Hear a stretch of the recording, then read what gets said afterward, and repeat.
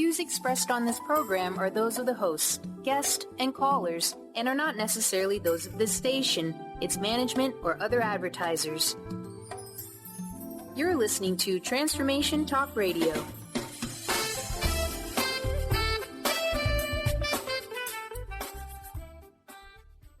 Welcome to Cultural Brilliance Radio, the DNA of organizational excellence with Claudette Rowley. Conversations that are transforming the world of culture and business. Claudette brings fresh, innovative perspectives that push the boundaries of what organizational cultures can and should be. Learn how to catalyze your organization's workforce into an authentic, intentional, and financially successful culture. Now here's your host, Claudette Rowley. Hey everybody, this is Dr. Pat. I'm here with Claudette because we get to tag team and do an amazing show. I'm so thrilled to be talking with all of you. It was really exciting to have Claudette launch Cultural Brilliance Radio, the DNA of organizational excellence. And along the way, we get to see what the world right now has out there when we're talking about culture, but also what it doesn't have. And so today's show, we're going to be talking about, what this means to have an incredible, brilliant culture. That's what today's about. If you haven't heard any of our previous shows, let me tell you what Claudette does is she works with organizations to get at the core of how they can be the best that they could possibly be. And she's done this by taking years of experience as a strategist and building collaborative executive leadership teams, building collaborative organizations, but most importantly, building collaborative organizations that are high performing. And that is the key. The fabulous model that she's created, the model of authenticity, design, and integration, is something that has not been put together in that way. So not only is this new, but this is about renewed. The idea of culture and creating it is something that organizations really don't look at as something that can be productive. Claudette takes this from a whole different paradigm.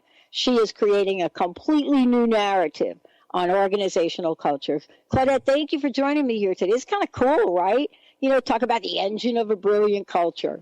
Yeah, it is. Thanks for having me. Great to be here.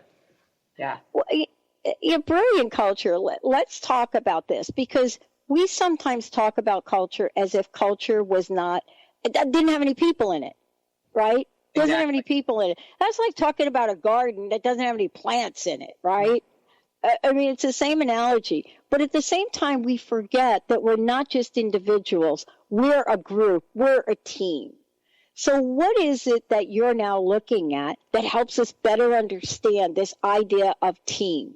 We're really looking at, like you were saying, sometimes we talk about culture like there are no people in it. And to me, it's sometimes we talk about organizations like there are no people in it, as though we have an organization and we have people inside when there is no organization without people. And the same with culture. If you don't have people around, you don't actually have a culture because the people themselves have formed the culture. So what I think of teams as really the engine of an organization and the engine of a culture because especially now with our global economy and our global workforce, we see that people are being asked to team all the time. In fact, we have a new verb called teaming. It's a verb, teaming is considered an actual verb now. And I would say that's new in the last few years. So, and that has to do with people. It used to be that teams were static. People would form and they might be in the same team for maybe years. And now people might come together for 3 months. They might come together for 3 weeks in order to get a project done, start an initiative, and that team may disband, never to come together again, and they form a new team. So it is really a new way of working within organizations. You know what I'm really struck by about this is that every year, and maybe I don't know where you live, you all may be more consistent than most about this, but every year we go through this thing in sports. And what happens is we go through sports drafts. We go through changes in team. We get to go through changes in coaches. But nobody ever says, wait a minute, we're changing the quarterback. Oh, let's expect to lose. Do you know what I'm trying to say? We don't have that. But yet in organizations, we think we have to compromise whenever we're talking about building teams, rebuilding teams, project teams. How do you help change that mindset? It's really, it is a mindset issue. That's exactly the perfect word for it, because people have to actually start thinking about how they work differently. That's the mindset change, that I might not work with all the same people. And really, they have to learn how to trust and connect with people much more quickly. As humans, and this, of course, varies person to person, but it might take us a while to trust people. We may not want to connect with people we don't know. We may want to stick with the people we do know. And in order to work effectively in teams, and the mindset really is, we have to learn to trust each other and connect with each other pretty quickly, or we're not going to be very effective in getting our work done. And the upside of that is you'll get to know a whole lot of people. You'll gain some new skills, and you can do a lot of interesting projects. And the downside is that teams that have to come together and get things done, and they don't spend any time on trust or communication, really aren't going to do particularly well. Yeah. Unless they're lucky. I'm so thrilled to be talking with you about this, because when we started to work together, and you were forming the idea of a brilliant culture of brilliance, your company as well, there was a lot of things that came to life. I mean, there was a level of animation, so to speak. If there could be some kind of psychological animation that goes on when you have an idea that seemed to be missing in previous definitions, right? This is really bringing new life into the worlds of possibilities when we talk about culture. What are other people saying as you're out in the world now, saying, hey, wait a minute, I'm looking at this from a cultural brilliance point of view. How are people talking with you about it? People are really interested in, I think they're focusing less on the brilliance part of it, because it's a really new way of looking at it. Yeah. But they like the idea of the authenticity, and they like the idea that we're going to tell the truth. I may not be using quite that word, but we're going to tell the truth. We're going to talk about what's really going on. They are agreeing that a lot of organizations don't understand their cultures, and there's a lot of research and surveys that have been done to substantiate that. So there's a lot of agreement around it. Like, this is actually a really interesting idea. I think people are really hungry for a different way to handle culture and to start to increase their stress levels within their organizations, because all the old organizational models, as we know, don't work, and it really ramps up the stress level. I got to ask you about this, because part of this is when you're bringing teams that are rapidly changing, right? And I think, it is the difference between having a sports team that gets together year after year and then putting a team together for the Olympics, right? Yeah. Right. So don't we have to learn a whole new idea about what this comes to mean? So what is it that you are talking to people about that they can learn? What are some of the most important things that they might have to learn that they didn't have to learn before? One of the big things, and there's a lot of new research and books being written about this, is this idea of psychological safety. One of the books by Amy Edmondson, who's a professor and researcher at Harvard, talks a lot about this. There's a book in the last couple of years called The Everyone Culture that talks about this idea of well-held vulnerability, which is very similar. And that is something in organizations, at least the ones I've been in, we have not talked much about. And if we've talked about it, we certainly haven't enacted it very well. And so that's a big deal. And it's really a key component. Like, organizations have to have some psychological safety intact so that people can trust each other quickly. They can be innovative and creative because they can make mistakes. And that's not a new idea, but I think what we're actually starting to see now is the fact that some organizations are saying, we can't just keep talking about it. We can't just keep researching it. We can't just keep writing books about it. We've got to actually do it and figure out a way to do it. And that's a big shift I'm seeing. Yeah. And, isn't this interesting, though? We haven't even talked about yet today the world of social media, the world of technology, and what the effect of technology is, right? I mean, I was a little shocked the other day when I was watching the baseball playoff game, and I saw that there was like an instant replay where you can, my gosh, the idea of overturning a referee in baseball is like the craziest thing in the world for me. But there's this technology element to teaming too. Mm-hmm. Is that part of the driving force for this, or how does a team really build that level of connectivity and communication? Mm-hmm.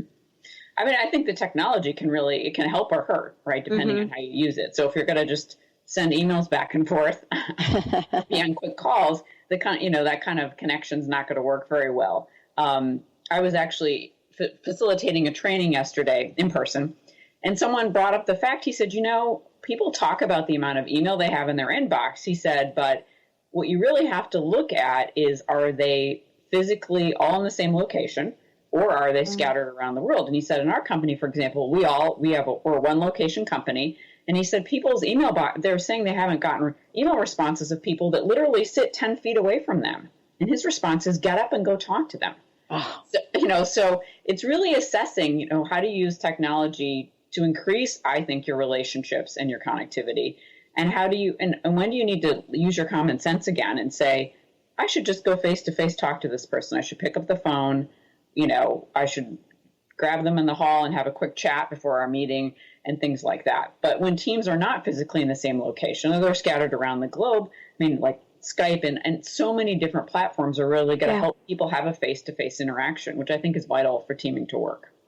I want to ask you about this. How far does an organization or leadership go to sort of impose this idea? And what I mean by that is, a friend of mine said to me a couple of days ago, if you leave this up to me, no, I'm probably not going to get on Skype. No, I'm probably not going to pick up the phone. And it was really interesting, all the kind of no's that I was getting. I was just like, okay, how are we doing it? And I finally turned around to him and I said, okay, well, how are you communicating?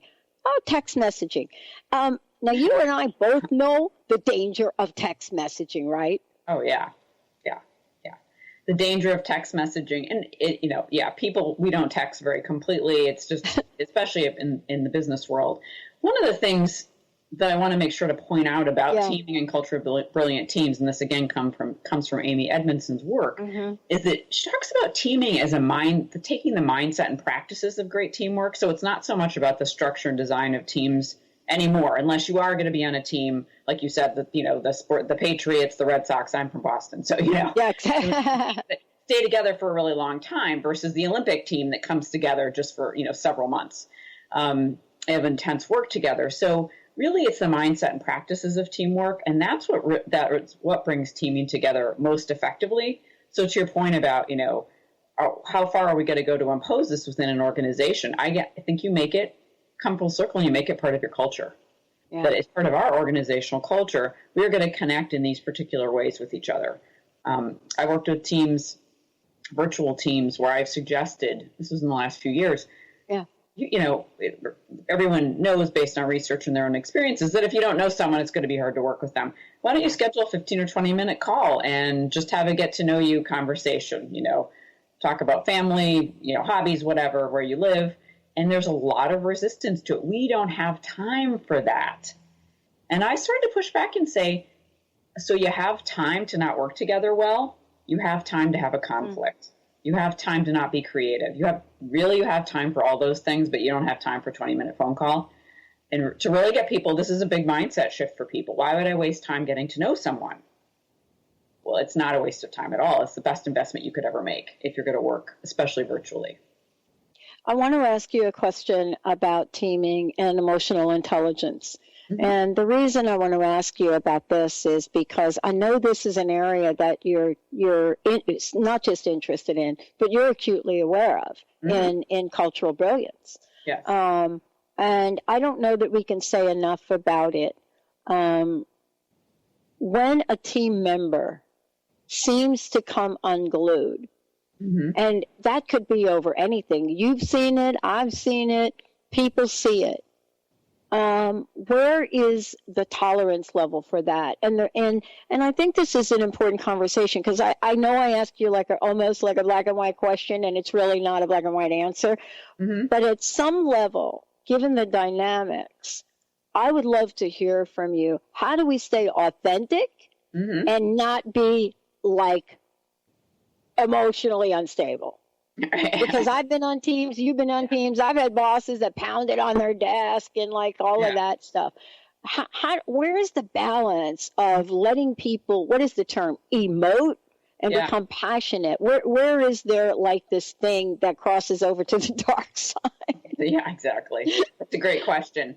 And I would say, that's an interesting, authenticity can be interpreted a lot of different ways. So your example of the boss pounding on the table, I wouldn't even say that person's being authentic, because if they were really being themselves, they wouldn't even go there. They'd have a different response. But where's the balance? I think the emotional intelligence piece, and the newer term we're hearing a lot is emotional agility. Yes. Which is the next phase of it, pretty much the same thing. But it's essentially, and I love how distilled down emotional agility is, it's how do you productively manage your thoughts and feelings? And not just in the workplace, anywhere, anytime, personal life, wherever you are. And I think that's really where we start to find the balance. In a perfect world, I would say everyone should take a class on emotional agility. Everyone should take a class on emotional intelligence and really learn how to take that. Sometimes it only takes 5 to 10 seconds to just stop for a minute and say, I know what I'm feeling. I know what I'm thinking. How do I want to respond now? Because I actually always have a choice as long as I can recognize it. What would be productive here? What do I need to say, even though I might be triggered? And I think when people can start to do that, they're not going to go over to the dark side. Or if some, we all have days, right? So if someone does blow up, if they have some emotional agility and intelligence, they of course go back and clean it up and they apologize. Mm-hmm. And most people accept an apology. Yeah, absolutely. Can we talk about this for one more minute? Because we're talking about teaming. Yeah. And we're talking about how important it is. We're talking about the dynamics of change that may happen. You may be on one project one week. And, by the way, it doesn't mean you cannot, as an individual, not be on multiple projects at the same time, with multiple dynamics, right? Right. Exactly. How does that idea of emotion, because you touched upon this before, when you said the word conflict, right? There's almost like a precursor to conflict, and that would be what we're talking about. I've seen people fired for having an emotional moment at a project in front of a client that was just zero tolerance, right? Yeah. And so it's not like in the movies where we're watching Bad Bosses or something like this. There's a real consequence if we don't learn to get along. Yeah, absolutely. Especially in front, a client or a customer, right? So there is a huge consequence. And I think that sometimes what people are doing is they're letting it build up internally. They're putting up with situations that are really untenable for them, thinking they can't say something. They're not holding their boundaries, and there may be a lot of organizational cultural reasons why they're having a hard time doing that. It might be the culture doesn't support it. So it's very relational in that way. How are the people operating within their culture, and what do they feel they're allowed to do? But ultimately, since we're all responsible for ourselves, when people are getting to the point where they're exploding in a way that they weren't able to stop, you need to ask stress level, what's going on for them that they haven't taken care of? Or how is the organization treating them in a way that they felt that they couldn't take care of themselves? Depending on the well, and it doesn't really help. Many of us know. I think we're really struck by the movie that just came out on Sully. The pilot that landed the plane. Right. Can you imagine if that clip was him getting all crazy and excited and not be able to think straight? Doesn't conflict on teams affect our ability to think and maybe even be creative? Because this is all part of the teaming thing, figuring this stuff out, right? Yeah, conflict will unresolved. So I think of conflict in two ways. There could be really positive conflict because you're having a passionate debate, and it gets you somewhere that's even more creative and innovative. And then there's the conflict you're talking about that's destructive, that usually doesn't get resolved, or someone's putting somebody down, or it's a personal attack. People aren't speaking up about important things, and that kills creativity, it kills innovation, it kills productivity.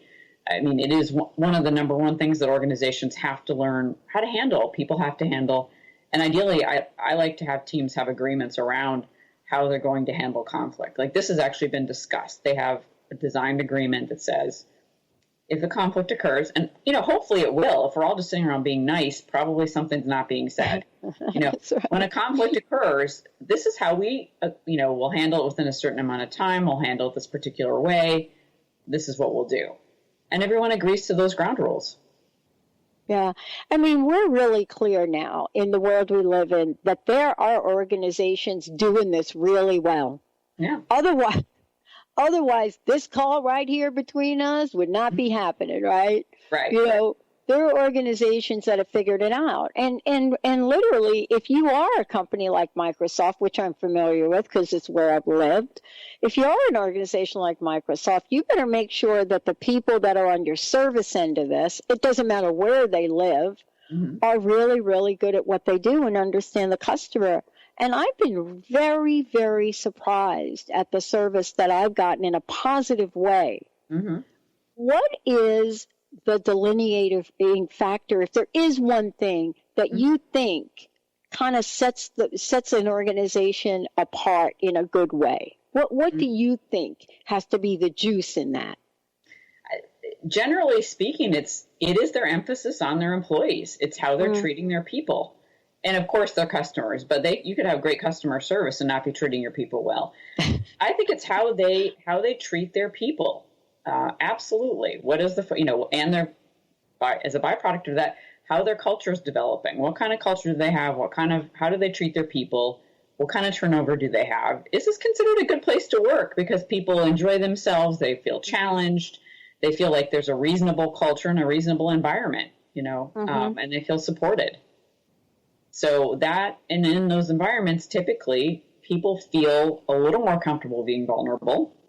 There's a little bit more psychological safety. I think almost all organizations could still do a better job with it. There's a handful that are probably superstars, but most organizations aren't really there. But that's the delineating factor I really see. And to that point of, Sully, which I actually have seen that. And one of the things that struck me, how calm he stayed, but also how they were looking, the National Transportation Safety Board, it was their job. But how this man had saved 155 lives and they were still looking for the thing he did wrong. Yeah.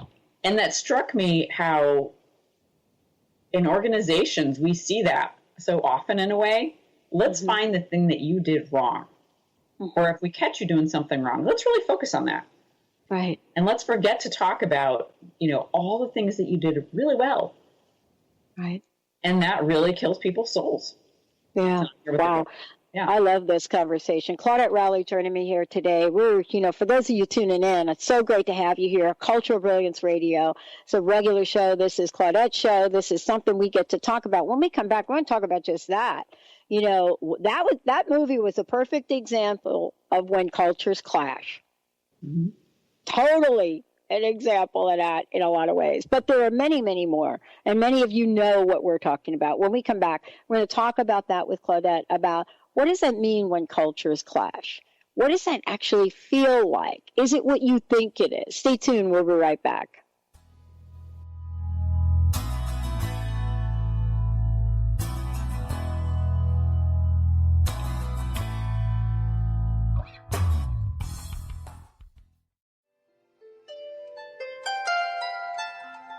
Would you like to experience life-transforming adventures in personal expansion and world service? If you do, tune in to learn about magical innate abilities that you can develop and use to make your dreams come true. Joy Elaine is author of the Joy Chronicles, and she's inviting you and millions of others to join her in working with galactic masters, angels, and the Ashtar Command as they assist humanity and planet Earth to achieve their ultimate destination of ascension. For more information about this upcoming event and broadcast, visit joyelaine.com. That's joy, ELAINE.com.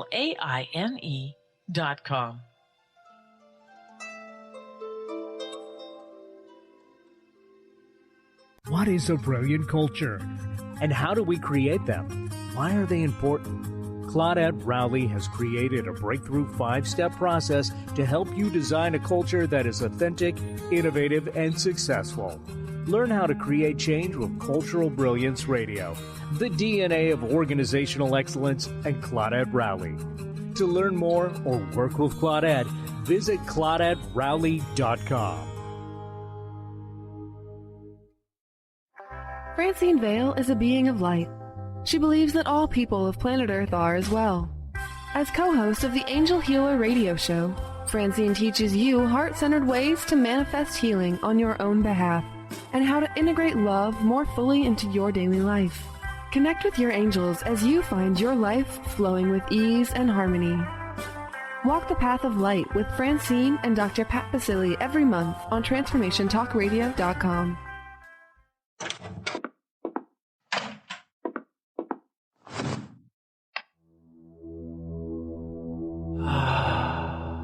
Beyond being this amazing neurologist, inventor, author, Dr. Dan Cohen has been called to look at technology and look at personal and spiritual development and merge these together.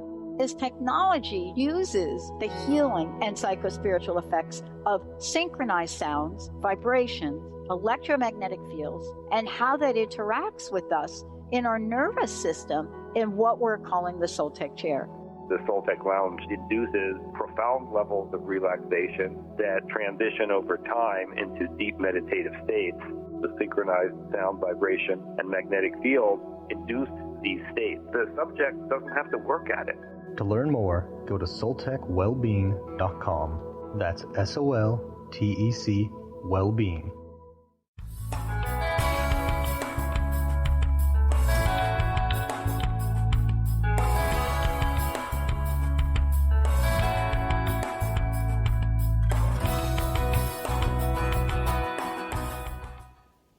Hey everybody, welcome back. It's great to have all of you tuning us in and turning us on. For those of you out there, I want to make sure you know how to reach Claudette. Claudette, you know what I'm excited about here too, that I hope let's just take a moment to talk about it. I know you touched upon it earlier.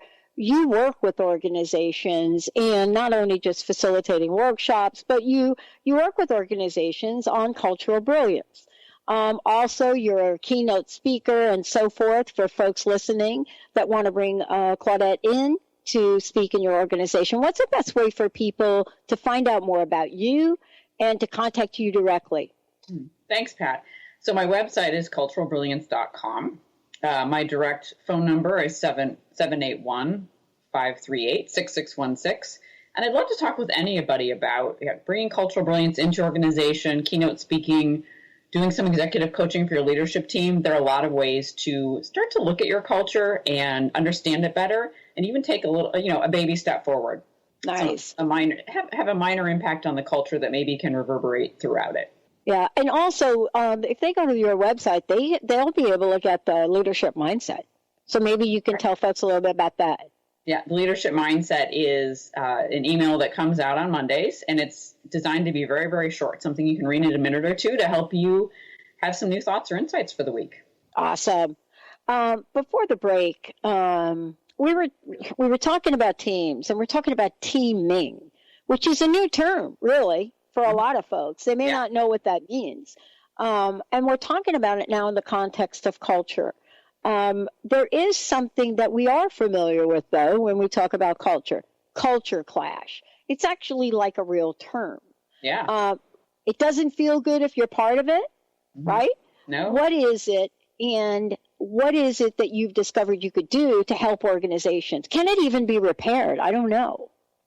It can be repaired, absolutely. So culture clash, we're familiar with it in terms of someone moving to a new country, and we'll talk about, I felt a lot of culture clash because this was so foreign to me. It was so unfamiliar. And in teaming, it happens because sometimes teams you might have 3 organizations coming together on a project. Like say it's a big construction project or architectural project, something like that. It requires lots of different disciplines. And you could actually have a culture clash between the teams because those organizations are different, or maybe you have a sales team, an engineering team, a design team of some kind. So we're really talking about the culture of those specific teams or organizations literally clashing, meaning there's conflict, people aren't appreciating differences, they don't understand how to work together effectively. And for whatever reason in our societal culture, there's still a lot of feeling that difference is bad. And so we'll see that on teams, we'll see that among organizations, versus looking at it and saying, wow, isn't that interesting that this team or this person's really different? What can I learn from this? How can we start to see where we have some commonalities? How can we start to see our differences as perhaps benefits? Yeah, I mean, it is one of the most uncomfortable experiences I know I've personally had working in organizations, when the culture is clashing. And I wonder if we can talk about this for a minute, because it's not just like cultures clashing. There are so many layers of this. You know, I mean, it could be culture, subculture, one department, another department. It could be a merger, an acquisition, or it could be a team that simply reorganizes. I mean, I went through this in the phone company. And, you know, when you take an organization that's used to working together and you say, wait a minute, now you're going to move over here, folks. You're going to have a different vice president, right? We don't even stop to think about the impact of that.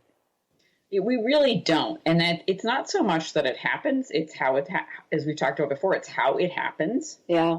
I mean, I think most people, there are always exceptions, and I think most people can handle most changes if they feel respected, they feel informed, they feel that the communication's been, I always say, feel like you're over communicating, and you'll probably be where you need to be when there's change, because people don't hear it the first 3 times, or they don't, you know, so many things happen because they're feeling distressed. And I think that gets overlooked. They're like, oh, it's work. People just have to deal with it. Well, they're human, so they're not going to just deal with it. They will feel distressed. They will feel upset. They will feel scared and threatened. And when we're human, when we do that, we are not as productive. We're not as calm. We're not as creative. And that's a lot of the reasons we have culture clash, why mergers don't work, why there can be, like you said, there could be 2 subcultures clashing within an organization. Yeah. Because we don't take into account the human element of it. Yeah. I want to ask you this question. You know, there are some organizations that can anticipate what might happen. That's probably not the norm.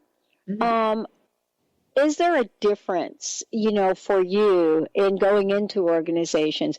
Are you asked to come in after the clashes happen generally, or have you been asked to come in to say, can you help us with this organization over here that used to be part of this division? Now they're going to a totally different division, or, you know, totally different, you know, norms in the organization.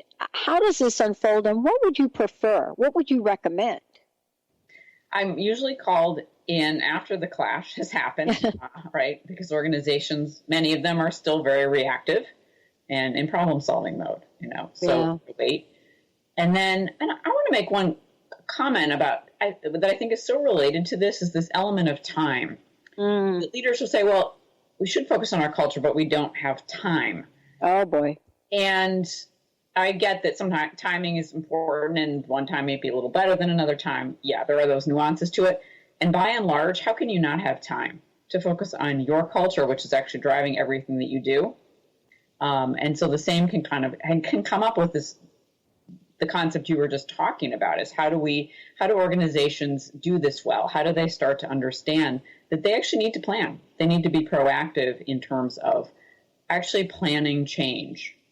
And what usually happens is there's going to be someone on a leadership team that will say, we should plan this change, right? We should do something. We should have maybe an outside person come in and help us figure this out, who has a fresher perspective, is not part of the system. And that may happen, or they may be a lone voice, and everyone says, we don't have time, we don't have money, we just got to get this done, people will figure it out. And I'm not sure why, but that mindset tends to persist in many places, and people, of course, don't really figure it out. Yeah. Yeah. Yeah. You know what it reminds me of, though, too, is that each of us have an opportunity to either have a preventative mindset or, how should I say it, a wellness mindset. And what I mean by that is, you could be the person that buys the new car and doesn't think to check the tires, or doesn't think to get the oil change, or doesn't think to do any of that, figuring that if you just wait long enough, you'll deal with the thing when it happens, right? Mm-hmm. And then there are those people that say, nope, I'm going in on my 15,000 check. I'm going to get this done. I'm going to balance the tires. I'm going to do this with my engine. Mm-hmm. And I used to have a boss that used to say to all of us, well, you could pay me now or pay me later. Mm-hmm. And I never really got that until fast forward to the world we live in today. Mm-hmm. Because at some point, there will be a consequence for not paying attention to a culture changing. Absolutely. I mean, we see consequences already all over the place. Mm-hmm. And, you know, in people falling behind their competition, in the high levels of employee disengagement that we, you know, there's so much to support that what a lot of organizations are doing doesn't work. And of course, there are shining star organizations out there. But investing in your culture is investing in the future of your organization and really investing in your, you know, I think of it as the humanity of how you work with people. Oh. And that's not going to be necessarily motivating to some organizations. But there is this aspect, you know, how are we going to treat people? How do we want to be as people in organizations? And realizing that when we do that really well, we actually make more money. We actually will make more money. It becomes a win-win. It's not let's treat people well and lose money. It's treat people well, have a great culture. Whatever in your culture is unique and specific to your organization. It's authentic to your organization. So it's never about forcing an organization to be a specific culture. It's just like a family. Families are unique in their cultures. And so are organizations. So letting that organization have its culture emerge in a really authentic way that supports everybody is actually the best way to go in the end. Yeah. And, you know, by the way, we're going to talk about this when we come back. We're going to take a short break. When we come back, we're going to talk about, you know, what can you do to build culturally brilliant teams? What is the essence of that? And very specifically, what's your checklist going to look like as you go through it and say, are we doing this? Are we doing this? Are we doing this? And are we doing that? Claudette Rowley in the house here. Culturalbrilliance.com is the website. Tuning into Cultural Brilliance Radio, the DNA of organizational excellence. We'll be right back.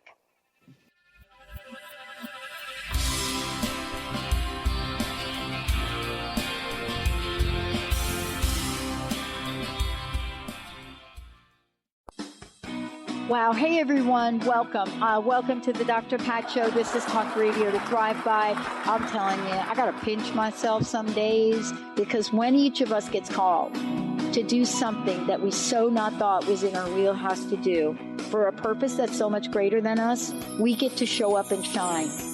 If you would like to show up and shine on the Dr. Pat Show as a co-host or sponsor, send us an email to inspire@thedrpatshow.com. Sky Siegel co-hosts one of today's most popular psychic shows, Angels and Answers, with Artie Hoffman, as she communicates healing messages from the spirit world. These messages can be astounding, enlightening, and life-changing. Born with the God-given talent of inner guidance and the amazing ability to heal, Sky has healed thousands of people. Schedule a reading with Sky now. Call 908-500-1474 and visit skyofangels.com. Get into it for 2016. Do you want more prosperity, clarity, energy, and balance in your life? Join Lynn Brown now for one of her amazing workshops, each focusing on a key part of living your best life. For more information and to register for one of these amazing workshops, visit lynnbrownevent.com. That's lynnbrownevent.com. And get into it this 2016 with Lynn Brown. What is a brilliant culture? And how do we create them? Why are they important? Claudette Rowley has created a breakthrough 5-step process to help you design a culture that is authentic, innovative, and successful. Learn how to create change with Cultural Brilliance Radio, the DNA of organizational excellence, and Claudette Rowley. To learn more or work with Claudette, visit ClaudetteRowley.com. How would you like increased health and vitality? How would you like to avoid the onset of disease as well as slow the aging process? This is all possible through a simple, safe, and natural process. Every day we are either moving toward wellness or away from wellness. Hi, I'm Mary Jane Mack. I'd like to be your partner in achieving optimal health.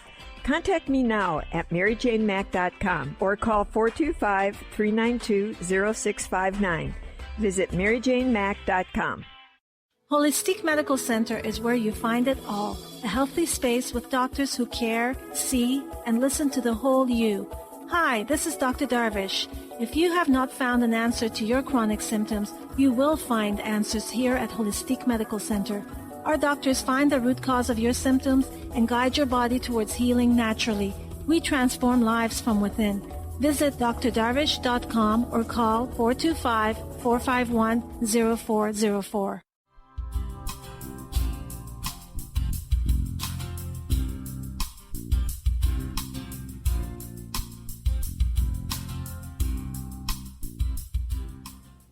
Welcome back, everyone. It's great to have all of you tuning us in and turning us on.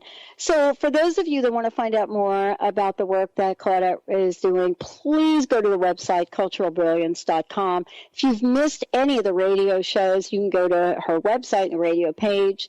Just listen, download. Most of you are listening from either one of the 90 other channels that this is on, and we want to thank you for doing that. The other thing also, if you sign up for a newsletter, what's going to happen is you're going to get this really cool leadership mindset, and those are fabulous. For many of you out there, if you're interested in bringing Claudette in to speak, go to her speaking page and check that out. Claudette, right now we're going to talk about 4 tips, right? I love that we're able to say this, this, this, and this. Are you doing them? So I just want to know, where the heck do you even start? I started, what I think is the basis of everything. So looking at teaching people, having a team that establishes some sort of psychological safety or emotional safety is one of the first tips to having a culturally brilliant team or teaming in a really effective way. So starting to have that conversation, if it's not been had with your team, how do we create psychological safety here? How do we make this part of our team culture? How do we make it part of our greater organizational culture is an even better conversation. But what do we need to do to make that happen? I mean, that's a huge piece of it right there. Safety, can we talk about it for a minute? Yeah. Because I think this ties right back into authenticity. It's got to be a place where ideas will be able to be generated. People can be creative. And I don't know about you, but generally, my experience has been, if the culture is not a safe culture, innovation is really what gets hit badly. Don't you think? Oh, I do, because innovation, when we think, the definition of innovation, another definition of it is actually transformation, or a synonym is transformation. So all transformation, innovation require risk. So if you're not in a safe environment, to your point, you cannot innovate because you don't feel comfortable taking the risk. Because the consequences are negative if the risk doesn't pan out, if the innovation doesn't work. So in order to innovate successfully, you have got to have some safety in place. It says we know that part of innovating is taking a risk, which means we might make a mistake or fail. Yeah. Yeah. I love this because, if you're an artist or you're out in the world and you do things creatively, what that looks like, it's really interesting. Even a marginal risk is a risk worth taking to just move in a creative direction, right? Absolutely. Even a marginal risk. And so there's risk there, the 2 kinds of risk. There's the ramifications of taking a risk in your organization. And then there's internally what we perceive to be a risk, which may just be a risk for us because it stretches us. It could be a risk that we think we may perceive that a risk is not particularly safe in our organization, which could be true or not true. So that's something to check out. But there's a lot to risk. But in a safe environment, you're going to have people willing to take those risks because they know it's okay. If they feel internally challenged to take a risk, if it's safe enough, they'll actually go to a boss. They'll go to their a coworker or peer and discuss it. I'm thinking of taking this risk, but boy, I'm really nervous about it. What do you think? And so everything, even in saying that, I feel calmer, thinking about being in a safe environment. Yeah, exactly. It's interesting because we have a number of innovations. And, we got our dashboard delivered the other day, and Jessica was testing it. And everybody was in on the test. And we've tested it before. And, we just haven't even come close. And this particular test was really kind of cool. And there was one little thing that just wasn't connecting. And it was so interesting to see how non-issue that was. You know what I mean? How a non-issue it was. Because the innovation literally overshadowed what wasn't being done right? Interesting. Yeah. I mean, this is also part of it, being able to go back to what you said earlier. You have to accept what's working really well and what's not working really well so that you can figure out how to bring it together, don't you?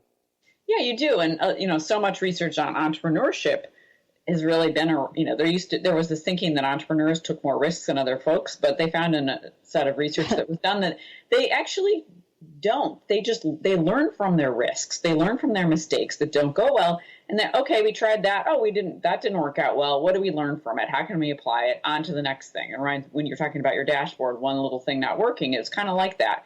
Okay, so this isn't all right, great, but everything else is working. What do we need to take from this and move forward? Yeah, you know what I love about this? We have programmers in different parts of the world. They get along. Right. They don't even work for the same company. Wow. I hadn't thought about that till we were just talking about this. I find that actually fascinating now that we're thinking about it.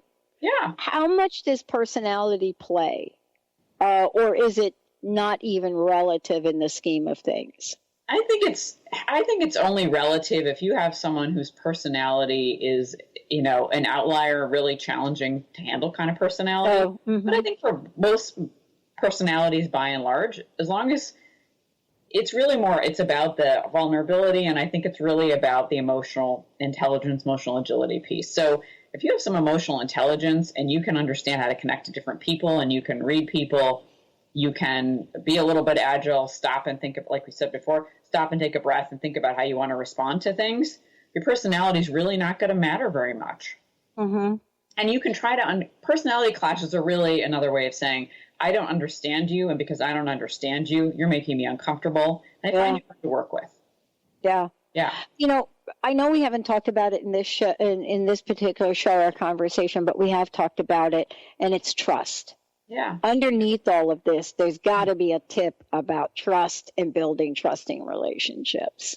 Yeah, it's really, well, I think when people are, having psychological safety or vulnerability, that inherent in that is trust. Yes, absolutely. Because you cannot feel safe without trusting the people you're with. You cannot trust without having some level of safety with them. So it's about building trust. It's about assuming the people are well-intentioned by and large. Until, of course, sometimes people aren't, and you get that information, you handle it. But by and large, most people are actually well-intentioned, even if their impact isn't great sometimes. And that's another aspect of it, which takes me to another tip, which allows this trust to build, which is that saying that I didn't come up with, but so many people have said, which is you got to slow down to speed up. Oh. So in order to, and your slowing down could be for an hour. It doesn't have to be for a month. Okay, we have a new team forming, right? We're across disciplines. We haven't ever worked together like your programmers were around the world. Let's take an hour or two. Let's get on Skype or Zoom or whatever, and let's design a call where we get to know each other and figure out how we're going to work together. What are going to be our agreements around working together so that we can hit the ground running on this really important project versus we don't have time to spend an hour or two getting to know each other. So we're going to bungle around and miscommunicate, right? I mean, it doesn't even make sense to me. Who would want to do that, right? Right. Sounds very painful, right? Right. Yeah. I mean, and part of this too of what I heard you talk about is that this has to be looked at almost like one layer at a time, doesn't it? Yeah. Yeah, it does. And it's also, in some ways, there's a simplicity to it that I like, that if we understand how to connect with each other, if we understand how to relate to each other, at least at professional levels, in both cases, we actually can work together.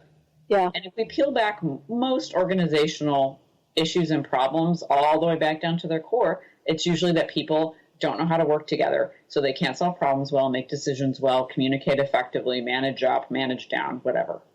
And that's what I found is the basis of most things. If not, I don't want to use the word all, but I'd say almost all problems I've ever seen. Yeah.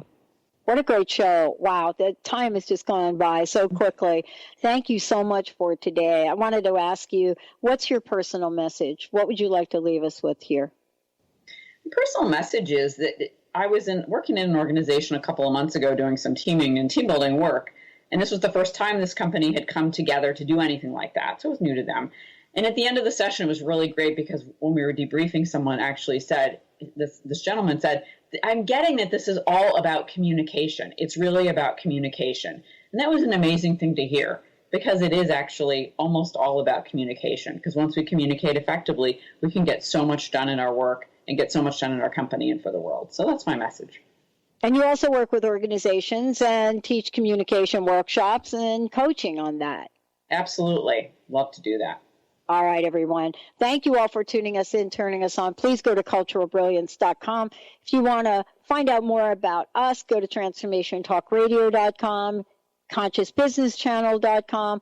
Also, for those of you out there, if you've missed any part of any of Claudette's shows, just go to culturalbrilliance.com, and they're right there on the radio page. Thanks, Claudette, for a great show. Thanks, Pat. All right, everybody, we'll see you next time. Hit show Cultural Brilliance Radio, the DNA of organizational excellence with Claudette Rowley. Conversations that are transforming the world of culture and business. You can download this podcast and find out more about Claudette and her breakthrough work at ClaudetteRowley.com. Please contact Claudette and find out how you can create a brilliant culture.